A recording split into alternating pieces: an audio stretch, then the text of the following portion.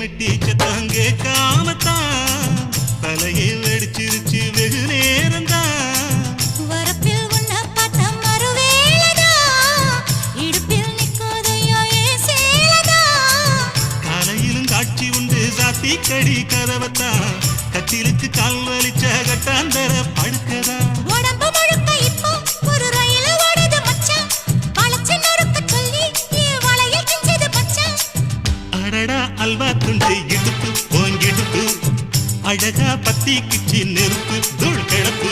சலக்கு சலக்கு சரிக சேல சலக்கு சலக்கு பெலக்கு பெலக்கு பெக்கம் வந்தா பெலக்கு பெலக்கு